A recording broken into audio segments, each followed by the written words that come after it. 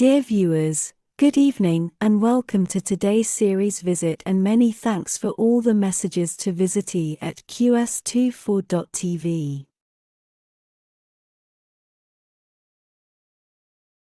I'm always very grateful to know what can and may become the content of these next programs, and I want to start today with a topic that someone has written to me about their daughter.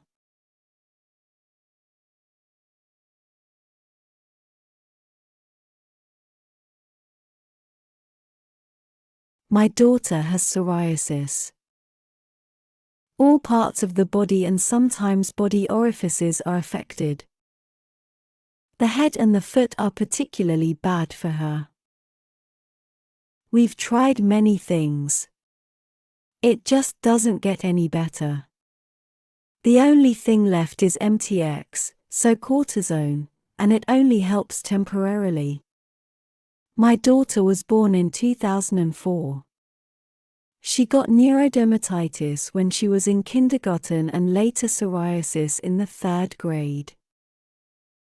But before the psoriasis appeared, she had had a bad experience. She was bullied at school. She was very ill and got angina, so tonsillitis. She often has earaches and a severe rash. There is also psoriasis in the family. The rash kept coming back. Only when she took hormones, the pill, it went away. The psoriasis is always worse when she is stressed, especially on the face and eyes. My daughter keeps doing the intestinal flora buildup. She takes vitamin C, omega-3 and zinc. She also took off meat from her diet. She eats healthy but nothing helps. She has also had her hormones checked in saliva. She then had too little progesterone, then got a herbal supplement, but to no avail. We try to drive or fly to the sea once a year and then it gets better. Thank you very much, writes Natalie, the mother. Thank you very much, Natalie. And now we want to do a little research. You wrote that Natalie grew up with an atopy. That means, you wrote that the little one had neurodermatitis as a child. This means that there is already a preload here. And what I can't tell from that moment is whether you were breastfeeding the little one. Because if you haven't breastfed her, or maybe you've only breastfed for 3 weeks or 2 months, then she definitely came into contact with cow's milk too early, because actually all manufacturers have involved cow's milk in their food. And then, of course, the children build up a so-called immunological memory against the protein of the cow's milk. Then the cradle cap is quite typical, the neurodermatitis, and later perhaps the asthma in these children. You have to take that as a basis. The second thing is, I don't know if the little one has always had good digestion. Because we cannot treat neurodermatitis without involving the intestines. We don't know how she grew up. Does the little one have an KPU early on? This is cryptopyrroluria. About 15% of the population and especially our children have this metabolic disorder and excrete vitamin B6 and above all zinc and manganese through their urine. Because of various causes. But if of course the child does not meet its vitamin B6 and zinc requirements through nutrition, but the loss is greater, things will come into being that will contribute significantly to this, including a balance on the immunogenic basis, zinc is responsible for the innate or intracellular immunity.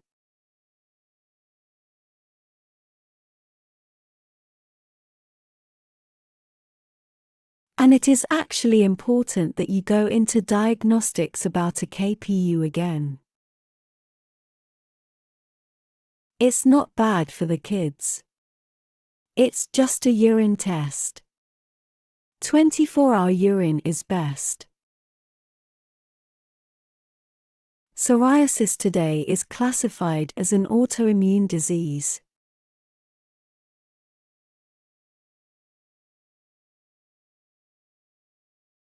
Autoimmune diseases don't just happen like that either. An autoimmune diseases, medicine says, the body turns its aggression on itself. You can leave that as it is, but you can also question it, and above all you have to research back. How could an autoimmune disease develop in the first place?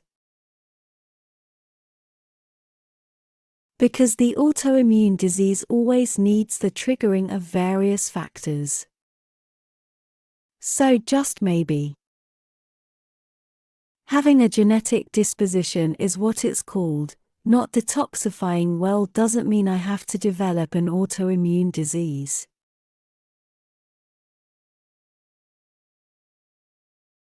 But for detoxification I need zinc. But for detoxification I also need vitamin B6. So if I'm a child who has an HPU, this issue can become a problem for me. The other thing is that of course the question of toxicity also plays a big role in our children. Is the little one burdened by mom? Do you have a high degree of intoxication, without perhaps being sick as a mother, without having major health problems, nevertheless you passed a certain toxicity to the little one for 9 months? That is, she is born with a certain primary burden. She has already signaled things, the neurodermatitis. The other is that actually no autoimmune disease is possible without the gut being out of balance. These are things that still need to be questioned today. We get all these answers with a stool sample. Over a long period of time, with the administration of MTX or the administration of cortisone, there is also too much sugar in the children, too many dairy products in children. That causes irritation of the intestinal mucosa in the intestines, including the glyphosate and plain grain bread, so that the children can develop leaky gut syndrome. That is, through this constant mucosal permeability, this constant bringing of scatol, hydrogen sulfide, bacteria, fungi, parasites in the child's organism, a constant immune capacity must be demanded.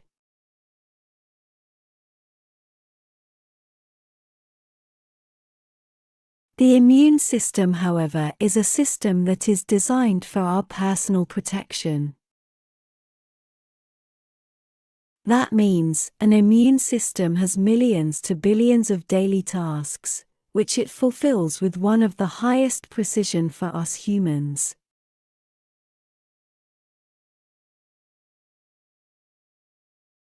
Let's try to understand what an immune system does.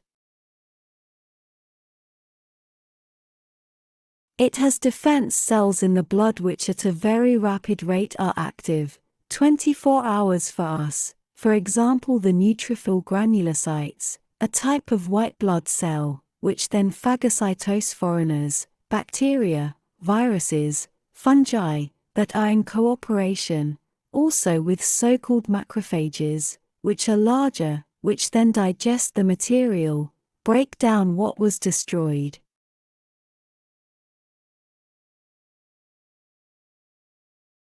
An immune system, which is requesting help via so-called cytokines, messengers.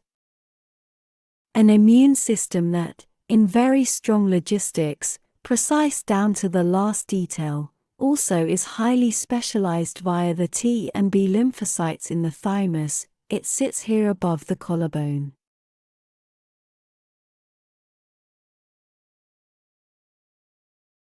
An immune system that develops its lymphocytes via the B lymphocytes in the lymph nodes and in the lymph organs to produce antibodies, who examine themselves many times down to the last detail and only get back into the system, into the blood, when they really uniquely fit key by key into the lock to get rid of that stranger, virus, to take precisely this attack out of the system next time.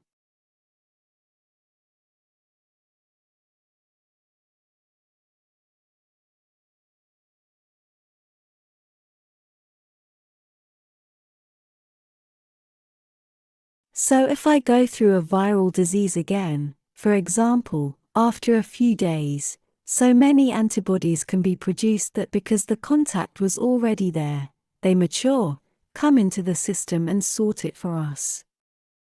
That's why you only have chickenpox once if you really have chickenpox, because the information is in the body and the body cannot immediately, but after detection via dendritic cells, then pass this information on to the B lymphocytes and request these antibodies. But an autoimmune disease has, of course, as part of that,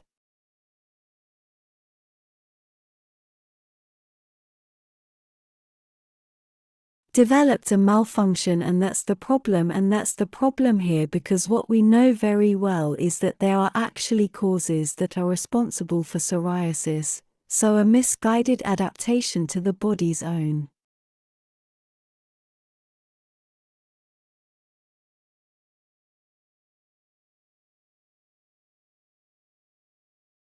That is, when an immune system recognizes the receptor as foreign, it destroys it. This is a perfectly healthy and normal task. The question is what happens when an autoimmune event becomes established. So why is it ultimately the skin cells? Why does this chronic process actually arise? And there are a number of factors that initially trigger an autoimmune process. And what is very interesting, these are the streptococci. The streptococci can, and it is also in the spirit of nature, for example. There's so much to see in the animal world. These are the butterflies that take on the color of nature. It's the snow grouse that nobody recognizes. It is the animal's colors that protect them from hunters. It's the morphing abilities of the chameleon. So life is always looking for solutions to not being recognized. And so also microorganisms, bacteria, viruses in their creative ability take forms of material that are still protect it from an immune system. And now it is the case that streptococci are able to develop a certain adaptation to the body's own system. And that's actually the weak point in autoimmunity. That's why it's important, because you kind of gave the submission by, she had streptococcal angina. And a streptococcal angina is not a disease caused by bacteria, but through a dramatic milieu shift in the mouth. And, of course, streptococci can be found at the scene. They then clear up this inflammation. Pus develops. Usually we give penicillin and then that's it. But the disease itself is naturally triggered by stress. Because of what the girl went through. And the development of the skin in general, or the development of the human being, arises from 3 germ layers. The inner, the middle and the outer. And the ectodermal germ layer has, from the first breath to the last in our lives, always the causal relationship nerves and skin. And an autoimmune process that is reflected in the skin to such an extent also has a lot to do with the nervous system. It's interesting how you write, whenever she gets stressed, the psoriasis flares up, comes back and gets worse. This is a situation that also needs to be explained, why precisely this misdirection of information is directed against skin cells. And these T lymphocytes, which are then responsible to produce these antibodies, which then reach the surface of the skin very quickly, are significantly stimulated by stress. Infections can trigger psoriasis. That means tonsillitis in adolescence, also otitis media caused by streptococci, also chronic tooth foci, sinusitis, intestinal infections, venereal diseases, or infestation of the scalp with yeast fungi. The other is that injuries, tattoos, sunburn, severe scratching, prolonged mechanical irritation can also trigger psoriasis. We now know that certain drugs, beta blockers, antidepressants can misguide the immune system here. Mental stress anyway, but also increased alcohol consumption or smoking and nicotine, obesity and climatic influences. This is a situation that we are facing at the moment, and nonetheless it's all possible to treat in some way.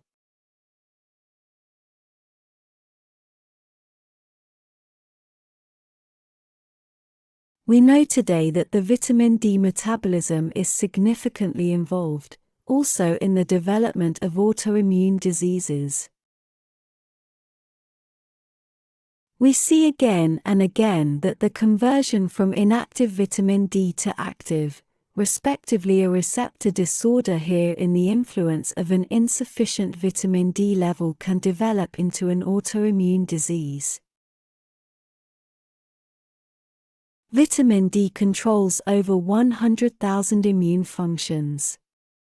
So what I want to say in connection with this is that so incredibly much is happening, and yet there are patients who have had a psoriasis. And yet there are patients who go to the Dead Sea and come back with no more psoriasis. This is a long-term effect, often 4 or 5 months, and then it starts all over again. I just want to tell you that you don't have the feeling that I can't do anything anymore, because it's an autoimmune process. And what makes the human body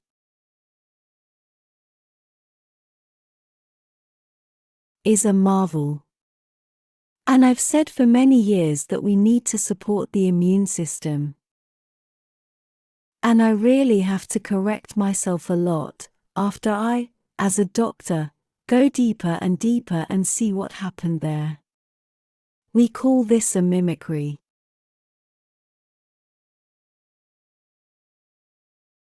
We call this an adaptation, that the body, under its billions of functions, to recognize, check, secure, does exactly the right thing for us, but can sometimes be misguided. But if it no longer has the prerequisites for this vigilance, I shall call it, to maintain this autoimmune vigilance, that's where vitamin D plays a role. Zinc plays a role here. Inner harmony plays a major role because the immune system is quite throttled by the stress. That's why I suddenly get a viral disease, like shingles, after a trauma, after an accident, after a stress. These are things that must give you hope now. That's why you need to research. Therefore, the intestine must be looked at. And going to the Dead Sea, for example. What is a Dead Sea? That's so salty, 33%.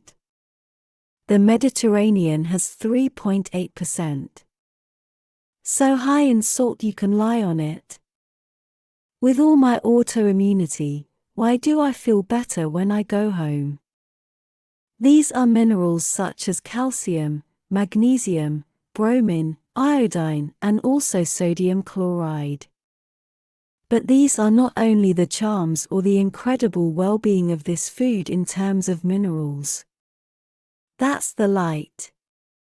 I'm calm. I'm stress-free. And you should just remember these things. When I'm stressed, I mobilize T lymphocytes, killer cells. At rest, the body would not do this at all. That's why it's so important not to go from vacation to stress, but also to convey to a young girl what she can do. Quite apart from the fact that she can of course bathe in Dead Sea salt at home. We have wonderful manufacturers offering Dead Sea salt. But it's really not just the mineral cocktail. It is this light that comes from without and from within. So of course you can do these things at home in the form of UV light and continue treatment with light therapy. But you have to question the extent to which you can now also treat this psoriasis.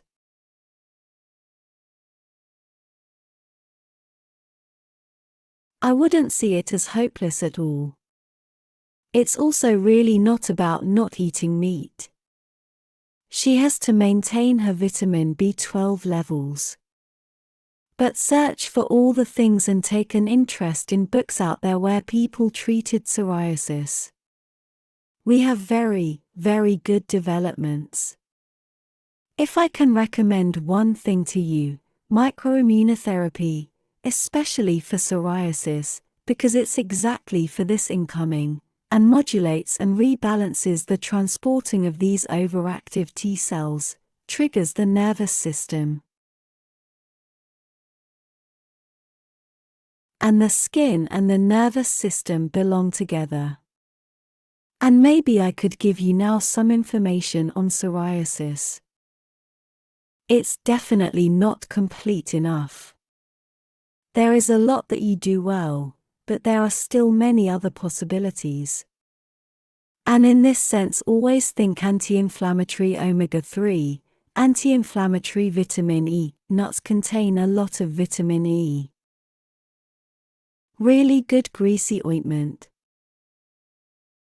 We like to take the Vea, but also the greasy ointment from Hildegard von Bingen with fenugreek. Local, but I believe that at this moment you can help the little one incredibly well if you simply better understand that the approach should go far beyond the skin. Then you get a really good result.